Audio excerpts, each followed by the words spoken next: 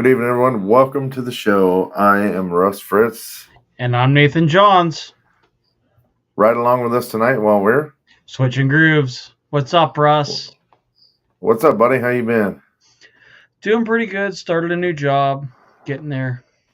Making life Good, happen. good. Excited for our live, possibly live episode from Bowman Gray, I'm hearing. I don't know. We'll have to see. I don't know if We'll we'll have be to see. allowed I to. know that you and I are going to Bowman Gray, so maybe we'll get an episode in or something. Yeah, I'm not sure. We'll have to see if they'll even let us. We could always do it from a hotel room or something. Oh, we can always do that, but We'll figure something out. so I don't know. Should we get right into the dirt stuff or what? Go ahead, go for it. Let's see what we got. I know the Chili Bowl's on currently. I do have some updates on the Chili Bowl, so I'll get right at it. So All right. So obviously, racing at the Chili Bowl began on Monday, and obviously, as everyone knows, it features five nights of preliminary events with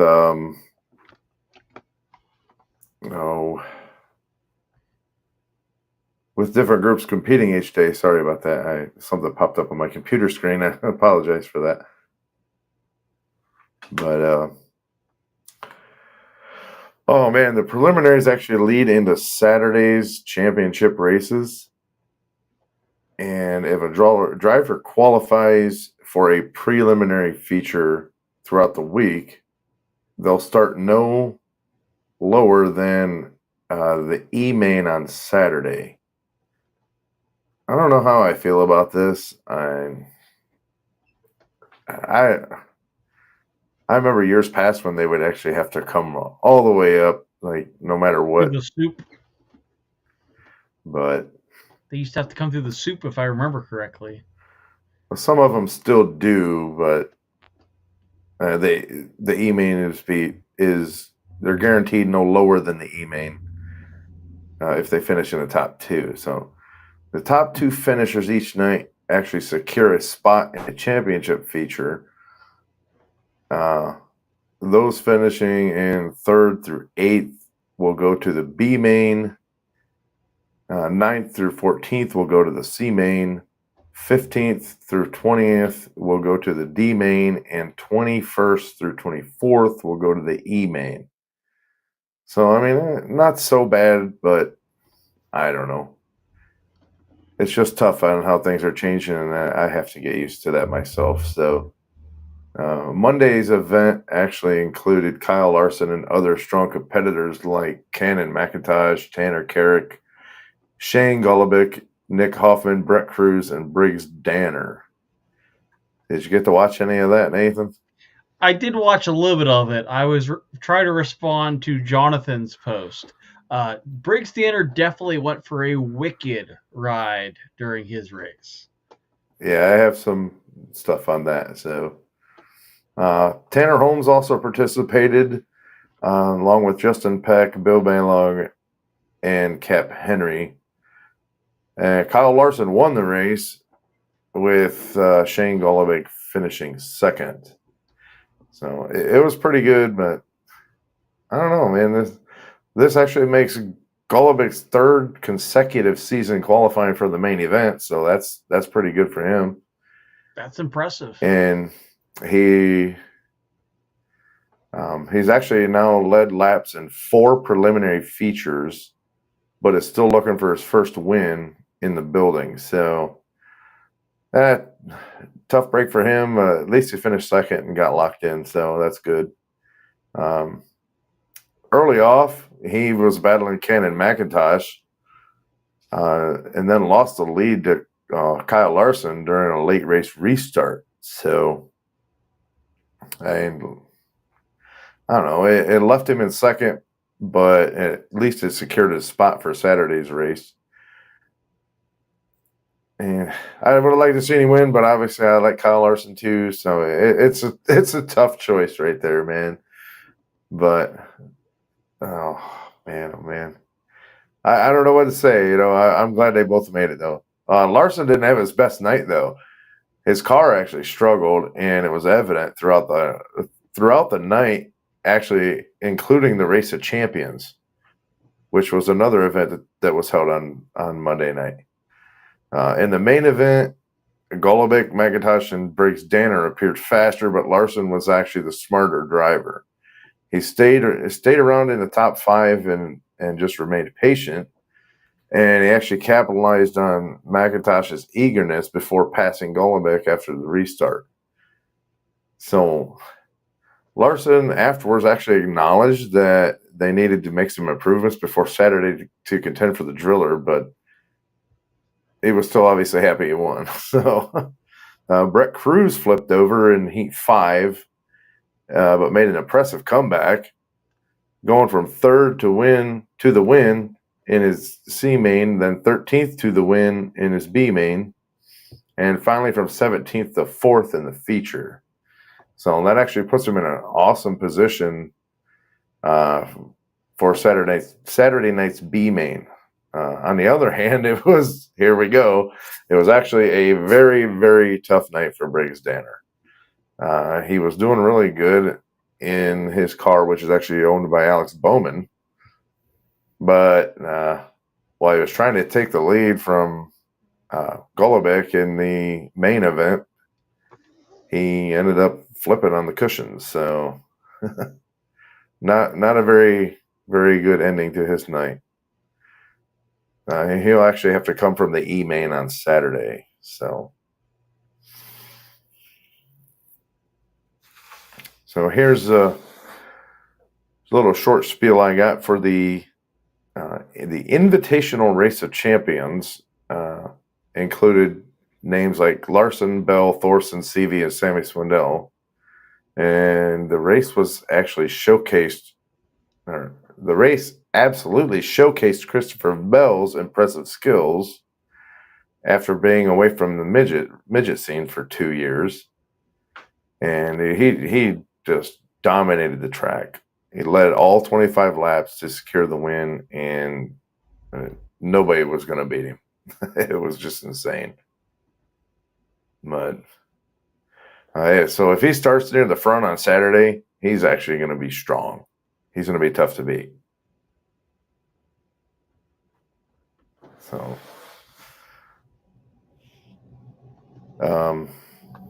moving on, Landon Brooks and Brenham Crouch actually secured the top 2 spots on Tuesday, and they both earned a spot in Saturday's show. So this will actually be their first time competing in the Chili Bowl Championship feature event on Saturday night. The night was actually eventful for Buddy Kofoid as well, who got hit by Corbin Rauschenberg in the second qualifier, damaging the turn 4 fence, which actually took it down. So while repairs were being made to the fence, Kofoid's team actually put a new front end in the car quickly and got him back on the track. That was good to see. And unfortunately, he was forced to race in the B main, though. Kind of sucks for him. I really, really enjoy watching Buddy Kofoid drive. Watching this kid from his start to where he's at now, I'm going to tell you what, man, it's been pretty cool. I like it. It's something that you don't get to see very often. But so Buddy had to run the B main, which he won, and then fought his way from 18th to 3rd in his feature. And he definitely had the speed to win, but he just didn't have the time. He ran out of laps, and that's the nature of the beast. So Kofoid will actually start at the front of a B main on Saturday, but winning from that position is going to be tough. So, and I'm talking winning the main show, not winning the B main, but winning the main show. Emerson Axum, grabbed his first Chili Bowl win, finishing ahead of Dazen Persley. And Axum actually moved from 7th to 3rd in his heat and 4th to 1st in the qualifier, securing a front row spot for the feature alongside Dazen Persley. So Persley actually advanced from 6th to 1st in his heat and from 6th to 3rd in the qualifier, taking the pole position. And during the feature, Pursley actually led the first 3 laps until Axum took the lead on lap 4 and maintained it for the rest of the race. He went around him, and there was there was no going backwards for him, dude. Track conditions were actually not really good, like they were, Monday and Tuesday, because this is Wednesday. I forgot to put that in here, but this is last night. The track conditions were, I wouldn't say they were terrible. They just weren't as good as they were the first couple of nights. And you didn't see a lot of passing. You didn't see a whole lot of action back and forth like we saw, but it is what it is. But that actually that affected Axum's performance. His speed was not actually like faster than Pursley's. He just was able to work the track a little bit better, I would say. And they'll actually join Kyle Larson, Shane Golovic, Landon Brooks, and Brennan Crouch as confirmed drivers for Saturday night's feature. So now, one of the big topics about the Chili Bowl is, how last year there was actually a lot of focus on communication technology, smartwatches, all that good stuff. And even the officials switching out race savers, which was something I'd never seen before. Well, this year they actually turned their attention to the race cars themselves. Back in May, I don't know if you know this or not, but Cody Cordell actually became the tech director for this event and brought in some of his staff from ASCS to help with all the officiating. Cordell previously served as the crew chief for Noah Gass's sprint car team before he went on to the ASCS. And new regulations actually this year were introduced ahead of the event, and both Cordell and Matt Ward are serious about enforcing those. So these guys are they're not messing around. One driver actually noted that the pre-event inspections felt similar to those at a World of Outlaws or high limit race. And these checks actually included measuring chassis tubing thickness, and like I said, they're getting down to nitty gritty. So they're measuring chassis tubing thickness, inspecting safety gear like belts and even headroom in the cars. All cars actually received a certification sticker after going through tech, but it's not really been said if any were barred from racing. I mean, you would think if so, we'd hear by now. So I don't think anybody got booted from racing, but if they did, that's their own fault because they had plenty of time and notice to actually get their car ready and comply with all the rules. So, I mean, that's their own fault if they didn't. But,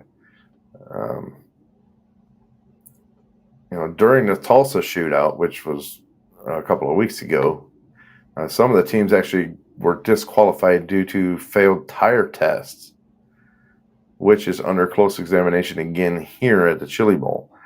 I like this. I like how they're testing tires and trying to keep the tire doping and all the prep out of it. It's bad enough in go-kart racing. It's just way out of hand. I mean, if you're not doping up your tires in kart racing, you might as well just pack your stuff up. Yeah. Or go race with the backyard guys because they don't do that. Oh, yeah. And I'm not knocking on them. I'm just saying. The Saturday feature was actually cut from 55 to 40 laps due to changes in the track surface, how it was taking rubber and stuff last year. And in years prior, it's been like that for about 10 years, I think, at 55 laps. But the organizers actually believe that the tire doping is what contributed to the track taking rubber, which does make sense. I've seen a lot of go-kart tracks take rubber with, doped up tires or a racetrack full of calcium, like what have you. And it can get a little hard. I mean, being a track promoter over the years, I've seen many of rubbered up go-kart tracks. I can't imagine what a midget or a wing outlaw kart track would look like after this. So, or a micro or whatever the hell they were running. But a lot of people actually were satisfied, and they expressed that with the increased tire testing. So that's a good thing. It shows they're going in the right direction, in my opinion, including remarks from Emmett Hahn and leading drivers. So that's good to see the drivers okay with it instead of sitting here bitching and whining and complaining about it. Inspections actually continued after the feature with further scrutiny on the cars, particularly on traction control systems. From what I understand, they were literally like pulling the hoods off of the cars and checking ignition boxes and tracing wires. And I mean, they are getting down to it, bud. Oh, yeah. So good job to them, though. It's good to see this. We're finally moving in the right direction. I'd like to see this at more sprint car tracks locally, but you just don't, unfortunately. But teams have actually gotten more clever over the years, but I think they forget. So have the officials. I mean, it's really not that hard to think about it. The officials are going to keep up on this. Checking fuel is actually also part of the process of the Chili Bowl, and it has been for a while. So that's good. It's actually hard to predict immediate outcomes from tire testing because obviously they have to send them to a lab. So it would be awesome to eventually find a way to get things done at the track within, a quick, reasonable amount of time. But it's going to be tough to do. I'm sure it could be possible, but we're just going to have to wait and see. Oh, man. But it's actually likely that some of these teams may face penalties or disqualifications due to the violations, especially given the event's unique nature and the history of questionable practices. And like I said, the nature of this is it's a one-time deal. It's not weekly racing. It's a big one-off event. So guys are going to do what they can to get the edge. I mean, that's what most racers do. Yep. But a lot of those teams are willing to take that risk for the performance. So, I mean, hey, it's their choice. But that's it for the Chili Bowl. I have some silly season stuff. The POWRi 410 lineup has actually grown from 4 to 7 cars now. That happened pretty quickly over last weekend. So Ayrton Genitin, Natalie and Xavier Donnie, and Joe B. Miller will now be joined by 3 new full-time competitors. And those include, most notably, Noah Gass, who actually raced with the Outlaws for the last 2 years on a regular basis. And in 2024, Gass actually reduced his schedule from I don't know. It was over 70, 75 races to just 31. So he secured three wins during that time, including 1 with POWRi and 2 with the ASCS Elite Outlaw Series. The other newcomers are Missouri's Lane Warner and Colorado's Scotty Milan. Warner has actually made a handful of 410 starts in the last few years, while Milan has achieved top 10 finishes against Outlaws, MOWA, POWRi, and Maverick, and both will actually be making their debut as full-time Sprint Car Series competitors. So the POWRi 410 season actually kicks off in late February with 9 more full-time drivers actually expected to be announced.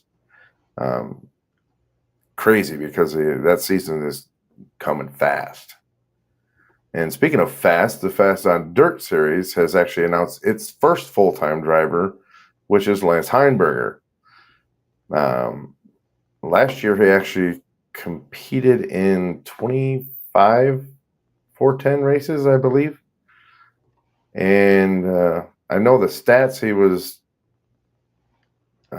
eight of his races were with Fast last year. So his best results actually included 2 6th-place finishes during weekly events at Wayne County Speedway over here in Ohio, and I think that was pretty much his main track last year. He did run a couple at Fremont and Atomic, I believe, but I think Wayne County was where he found his home at last year. So, hey, congratulations to him. I've watched Lane over his career and moving up the ranks. So it's good to see him make his 410 start. So Ohio's Justin Clark actually is set to join the All-Star Circuit of Champions this year. So that's good to see. Where was he at? 2024, he was actually a regular at Atomic, and he had several top tens with Fast, and he also made the high limit features at the Dean Niddle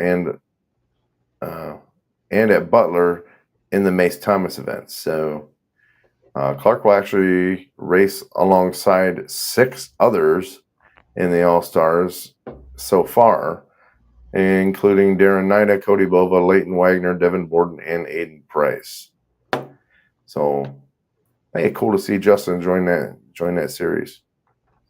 I haven't seen Justin in a while since he's been running down south mainly. So, the World of Outlaws actually confirmed, along with Roth Motorsports, that Buddy Kofoid will return for 2025. So we finally get that announcement. We figured it was going to happen. So good to see Buddy come back,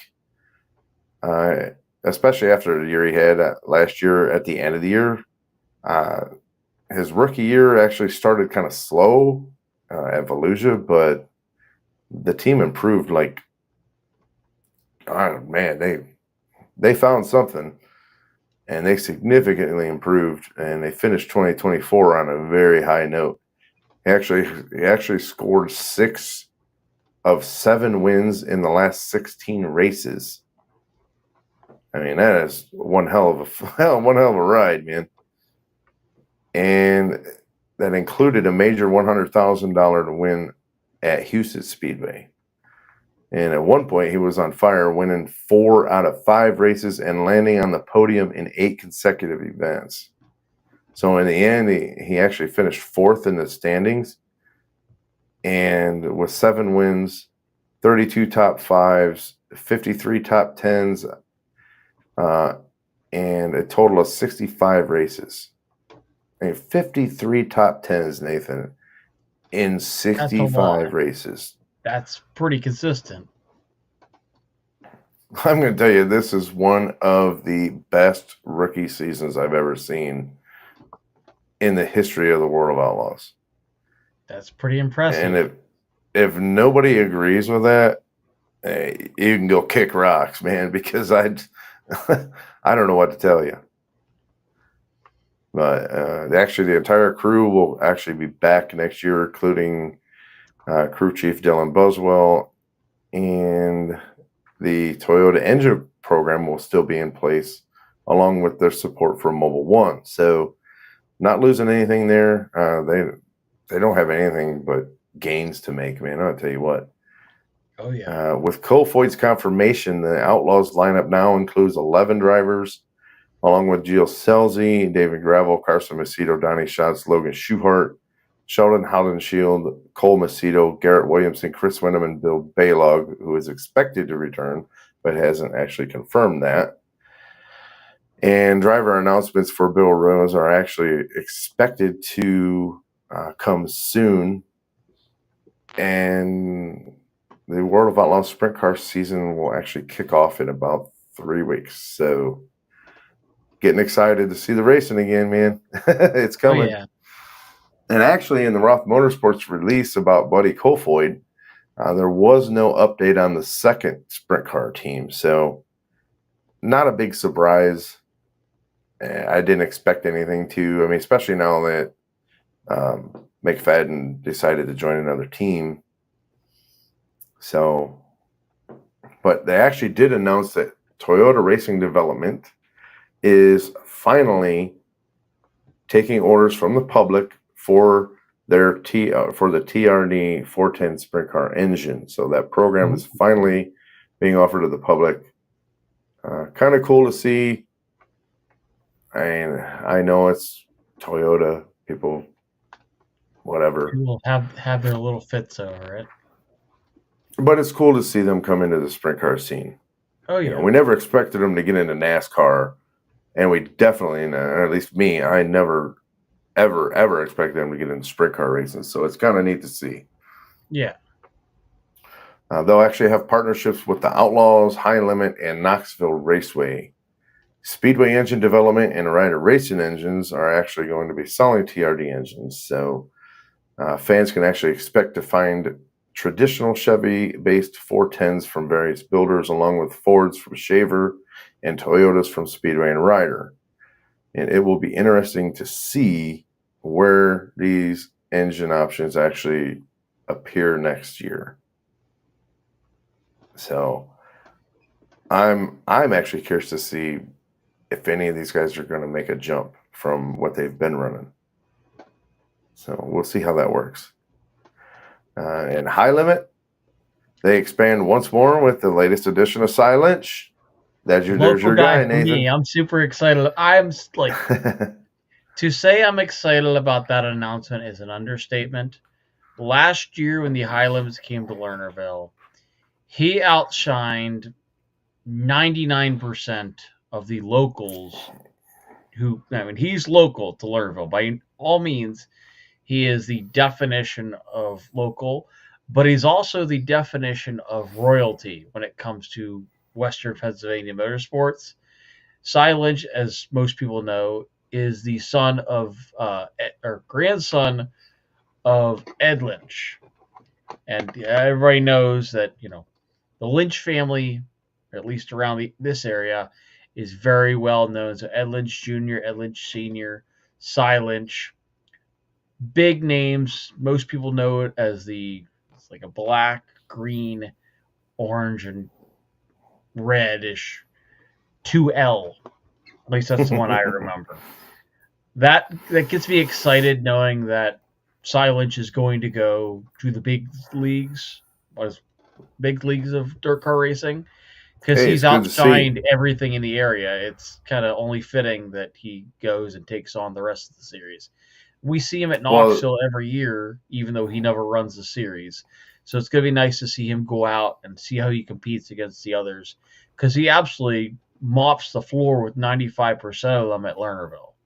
He's always he's actually going to be the third rookie this year joining the High Limit Series, and he's going to be joined by Dazen Persley and Danny Sams. So that'll be a good battle.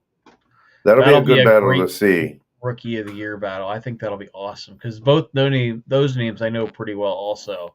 I don't know them as well as Cy, but those are well-known up-and-coming names. At least for in that series. Now that Lynch is on board, it actually takes High Limit up to 13 full-time drivers. And oh man, where the heck?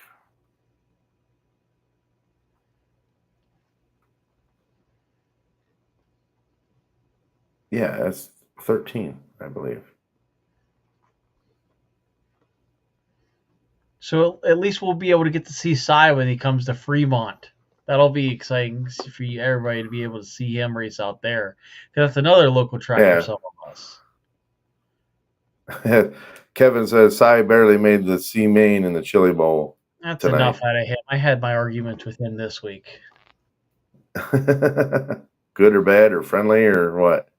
I don't know. The stats you gave earlier about, 50 some, top 10s or top 5s out of 63 rookie year. I don't know. That's got Kyle beat, Kevin. I don't know.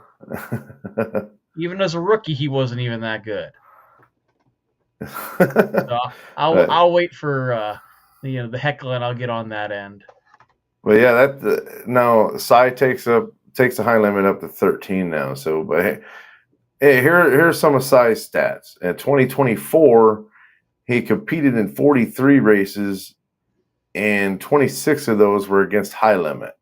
His average finish in those races were actually 16th. He achieved 3 top 5s and 5 top 10s.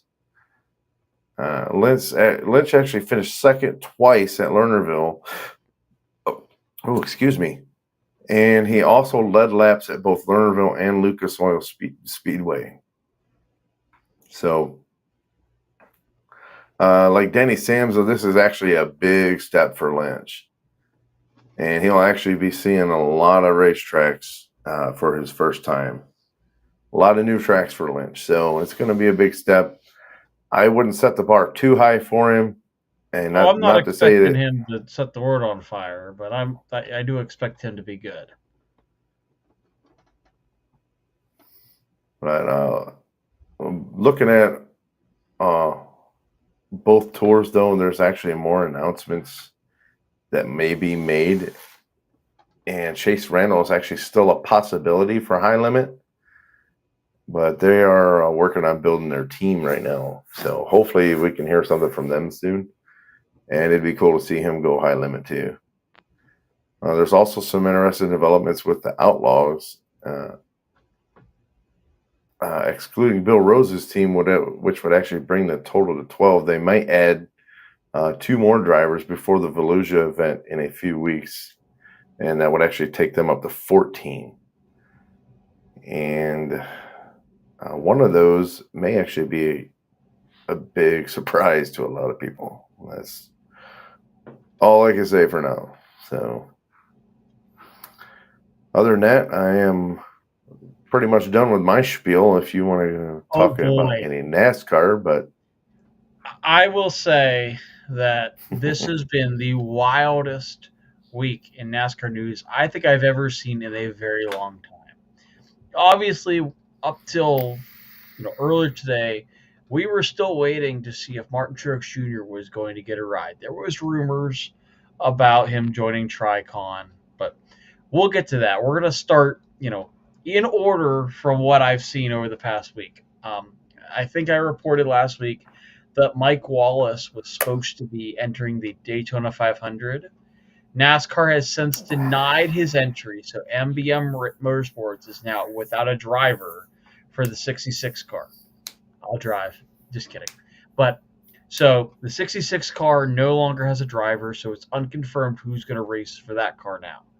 Another bizarre story this week is it was reported on a few different media sites that Cletus McFarland, also known as Garrett Mitchell, is going to be entering the ARCA race, which he did the test, so it wasn't a big, celebrities will sometimes get into those races to try them. But he is officially entered into the ARCA race, which would be, I think that's the Friday race prior to the Truck Series, might be Thursday. I can't remember what day that one is.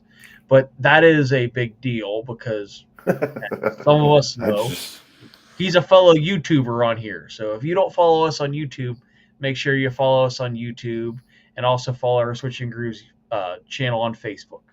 We always do our live feeds through both of them. We are more than happy to have you subscribe to both. We love the extra exposure to have new fans. Maybe someday Russ or I will get a chance to drive a NASCAR like Garrett's getting to do. Only one can dream. But after all that, which I thought the Cletus McFarland entering the ARCA race was going to be a big deal. Yeah, no, Junior Motorsports blew us all out of the water. They teased an entry of a big announcement they're going to do Wednesday. Lo and behold, Junior Motorsports is about to make their first Cup Series debut as a team. So obviously Dale Jr. racing the Cup Series, so it's not him. But making their first career start for Junior Motorsports in the Cup Series, Justin Allgaier will be driving the number 40 Travelers Whiskey Chevrolet from Junior Motorsports.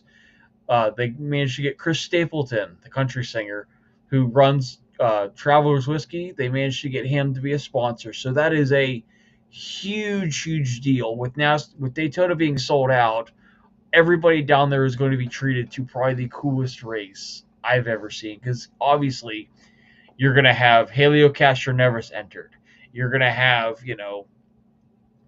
all the people who are trying to race their way in. I'm not sure if Junior Motorsports will be guaranteed an entry. I'm not expecting them to be because, they're classifying as world famous racers, I guess we'll call it. So I don't think they'll be guaranteed an entry, but we did get some basic, charters announced. Obviously, Cody Ware is going to drive the 51. That means LaJoie is out of a ride. Shocker. So we now have all the cars filled. We now have more drivers who are going to be entered. Unfortunately, the rumor of Danny Ricciardo joining Junior Motorsports unfortunately didn't happen. I would have voted for that one because that would have been freaking cool to have IndyCar, Formula One, and then Kyle. All 3 series racing at once. I feel like that would be cool. Settle who is the greatest of all time. Did you see the rules updates?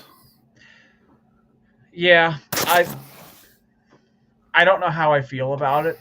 The fact that Helio Castroneves is going to be guaranteed a spot in the Daytona 500, so essentially he doesn't have to run the duels. He doesn't have to qualify his way in on speed. I don't like that. I do like the fact that, obviously, he's going to have to run. But regardless of what happens, he's not going to have to race his way in. I think it's stupid. I do like the fact that there could possibly have more than 40 cars out there. So the days of 43 cars is theoretically possible if we get 3 world-class racers to run the 500. I don't think they're going to give Jimmy Johnson that, luxury. Would love to think that he'd have to race his way in, but then again, this is out there. The provisional has to be approved ahead of time, though. You can't just do it the day of the race because you didn't qualify. I think that they are not going to apply who knows. But like Eric Estep was saying, it ruins the point. I don't. It doesn't. You might as well just wipe the duels out if they're going to do this. And I'm not saying that I want to see that happen. It's just theoretically, they might as well not even have the duels. It's pointless. I mean, just let them have a couple extra. To waste a useless race. And to be fair, I don't really understand the point of the duels, if they're not for qualifying. If you have to qualify your way in through the duels, then yeah, I can understand it. But at the same time, you're just tearing up cars for the duels.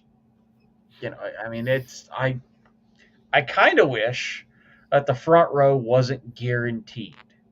I kind of wish it wasn't. I mean, yes, you can qualify in the pole for the Daytona 500, but that shouldn't lock you into the front row, in my opinion. If you're going to race the duels, first through 40th should be up in the air. So if you crash out, you say you get the pole, but you've got a charter, you'd start 40th or whatever the amount of cars is. I don't think that the front row should be guaranteed their spot when it comes to the duels. Is if you can outrace, the pole sitter or the second place, I think you should be able to sit on the front row for the 500. Yes, the pole winner should get the trophy for winning, the pole, but that doesn't guarantee that you start first just winning the pole. I feel like the duels should be almost like a wild card.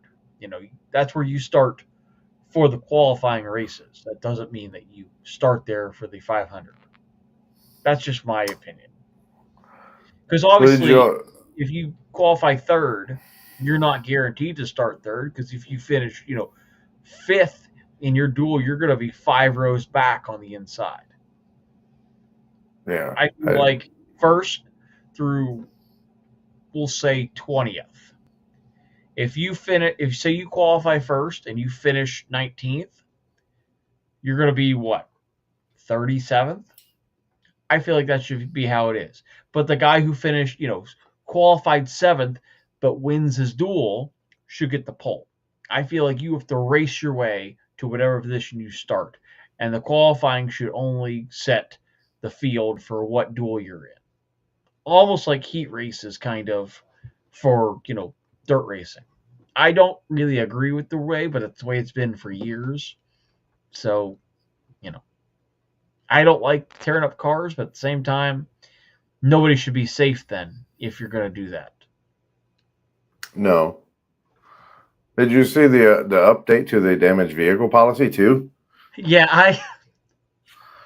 I don't know how I want to go about that one, because quite literally in the back of my mind when that came up is it takes you right back to Matt Kenseth 2015. Yeah, he was on damaged vehicle policy, but he got back out there and made speed.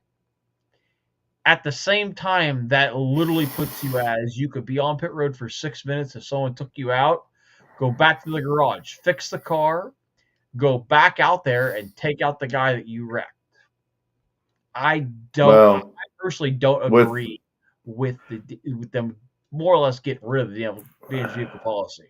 But here's how I see that is with their updates also to the manipulation of a race finish, I believe that will fall under that policy, because if you intentionally screw a guy over like that, that's manipulating the end of the race.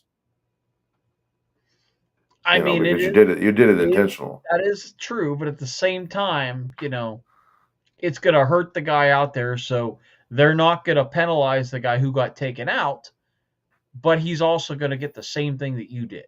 So basically, it's going to be, if I'm going down, you're going down with me type of thing. And they actually updated their language in that manipulation ruling. I did see that for the manufacturers as well. And I think that'll, when you really think about it, I don't really know if it's going, other than wind tunnel time and maybe some other technical stuff. I really don't think that's that big. Oh, I mean, maybe it is. Maybe I'm missing something there. But to me, that seems like a very minute penalty compared to what it could. I mean, it's not like they can kick a manufacturer out of NASCAR for it. They're kind of trying to penalize somebody who really, well, if you penalize us, we're pulling out, and it takes all these drivers. I really don't think fighting the manufacturers for that is going to do much, but at the same time, it's an attempt to curb manufacturer, manipulating the race. But I don't know how they'd go about it. I don't have a suggestion, but I think it's a very minute penalty. Yeah, that's a tough one to police, really. Yeah, that might be the hardest thing to police I've seen in quite some time. I mean, this is kind of like, back then when they policed the way of the cars and they used to put the jack right over top of the hole that let all the buckshot out back in the day. You can't really police that without outsmarting you. I admit you got beat on that one. So I don't know. I don't know how they're going to police that. I really hope we don't have to find out, because Lord knows it's going to be a whole nother mess.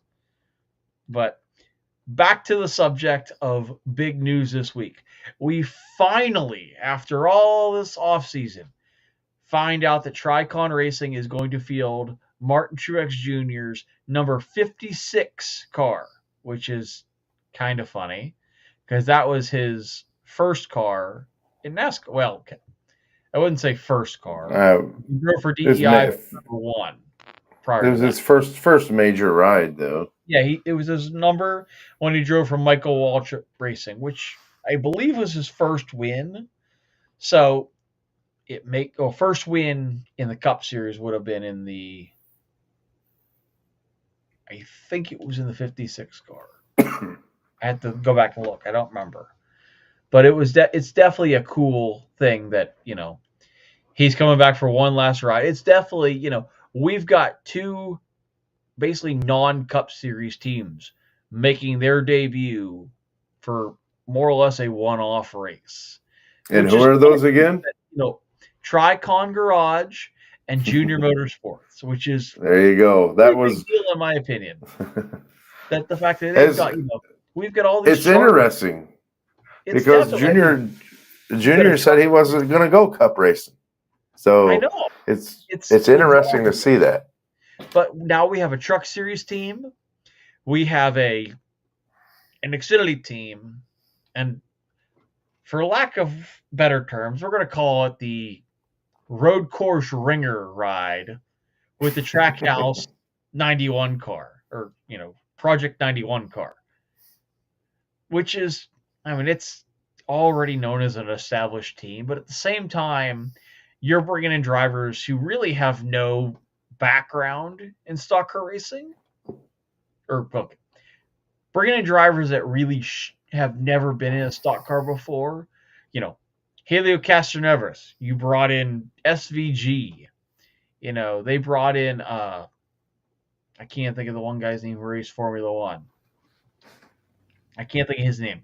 But either way, Project 91 brings all these more or less open wheel drivers and out of the foreign drivers in to run these cars, and they're not exactly slacks. They're out there kicking the regulars butts. I mean, SVG opened a can of whoop ass on the Cup Series field. I mean, it was, as a regular NASCAR fan, it was really cool to see him win on his first start. But we just got embarrassed by an Australian V8 supercar driver. It basically shows that, we are not unique anymore. Like, NASCAR drivers are the only ones who could drive our cars to victory. We made a cookie cutter car that now other series can come in and absolutely just embarrass us, which is kind of nice to have them come in, but we're not unique anymore, which is frustrating. Here's another, speaking of other series, here's another unique update to their rules when it comes to the waivers. Oh, yes. And Kyle Larson rule. Kevin's ears perked up on that one, I guarantee it. That's, I don't know, man. I mean, you lose all of your points, all of your playoff points that you accumulate. Bizarre twist that I didn't exactly see coming. I don't know if I agree with that part of it, even though really the only person it would really affect is Kyle. But, I mean, then again, this also goes back to when they penalized, what was it? Not Ben Rhodes. The guy Ty Majeski. They penalized Ty Majeski for going to vote. I mean, it was known as the Kyle Larson rule, but it's essentially the same thing as what they do with Ty Majeski. They didn't give a warning, and it wasn't a childbirth or, family emergency thing. This is like going to your job without type of thing. It's only his federal right to be able to go vote. But this does kind of benefit Kyle, but it's kind of a chicken you-know-what move. NASCAR just needs to be smart and not schedule a media day on election day. That's just stupid. Yeah, it is definitely interesting, but at the same time, it's not interesting. It's stupid. I don't remember, and this pertains to election or inauguration day this year. I don't know if have we ever had an inauguration day on Martin Luther King Jr. Day? I always thought that was a little further down the road, like February or something. They had that. I didn't think they'd schedule it on the same day as a national holiday, or I guess it's the same day every year, Nathan. Oh, maybe January 20th at noon, the new president gets sworn in. It's the same day every. Well, I maybe I shouldn't say missed every that one, year, though, but it's but kind of odd because I never noticed it being on the same day as Martin Luther King Jr. Day every year it happens. Maybe I just missed that. I don't know. But it is kind of every interesting that little companies it's like this can't read a calendar. it's just how Yeah, the holiday fell, because the holiday yeah. follows a certain day of the I never month. really paid attention to it because I don't watch the news normally. I Yeah, don't have any stations that really tell me that. it's one of those weird holidays that is always the same day of that month, not the same Yeah. date. Whereas like That's what Christmas is always December 25th. Yeah. But anyway, I we don't need to get into that. laugh at the Kyle Larson rule. It was made for a reason. At the same time, I don't really know if the crime fits the punishment. And I know it sounds weird coming from me because I can't stand Kyle, because there's a lot of things I think about him that really people blow all out of proportion, that he's one of the best. I'm sure I'll hear about that from Kevin later. To be honest, Well, if you're going to take away here's a comment for you that Kevin made earlier. This is just like saying that, Tom Brady is the GOAT because he's won the same thing 7 times. So did Richard Petty. But no, Jimmy Johnson. I don't think I can get on board with the, okay, I can understand if you're going to take all the points away that they've earned up until that point, but to take all the points away that they will earn in the future towards the playoffs is a total crock. That's an odd. I mean, if you made the playoffs, you made the playoffs, but you're essentially going to start dead last anyway. Then at that point, and I forget, was it the minimum or the maximum that you can start the playoffs with if you miss a race like that? Was it 2,000 minimum or 2,000 maximum? I think 2,000 minimum, which essentially puts you last place. That's essentially what it is your 16th, which, if you really think about that, if there is a fight for the playoffs, for 16th place, there really isn't, because if somebody's getting a waiver, the field is, say we get 15 winners and somebody gets a waiver. There is no race your way in. I mean, you could essentially, if you're getting a playoff waiver, you're locked in. Even if somebody wins more races than you, if you're locked in, it kind of screws up their point system, in my opinion. If you really think about that, if we get 15 drivers that win, and then say Kyle Larson was one of those winners, and he, has to file for a waiver, which they said he's going to be at Charlotte no matter what. If their situation comes up where, we have 15 drivers and Kyle wins, I don't know how this is going to work out in NASCAR's favor, because we're going to have the same controversy we did at Martinsville, where you have, 4 spots and 5 drivers. One of them you said was locked in, but they need a waiver.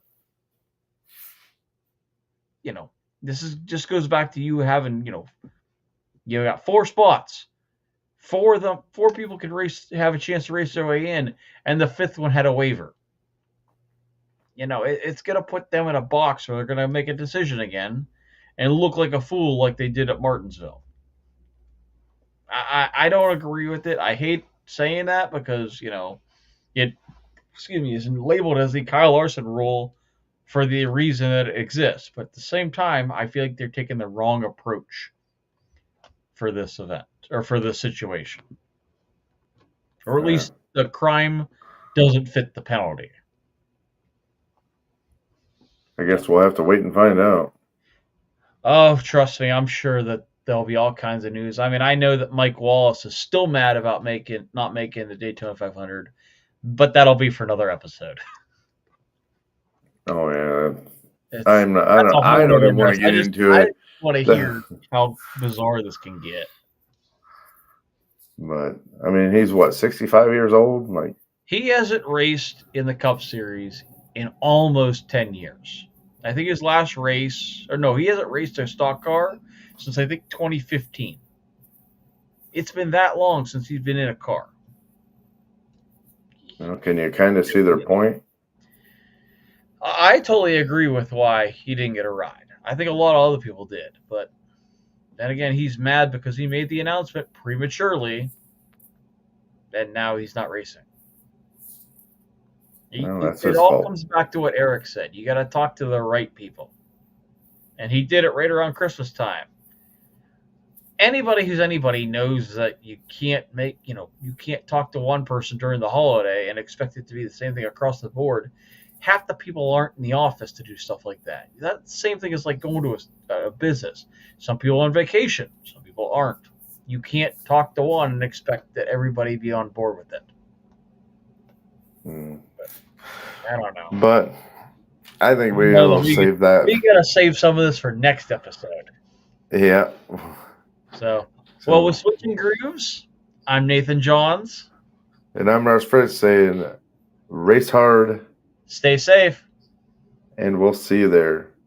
Good night, everybody.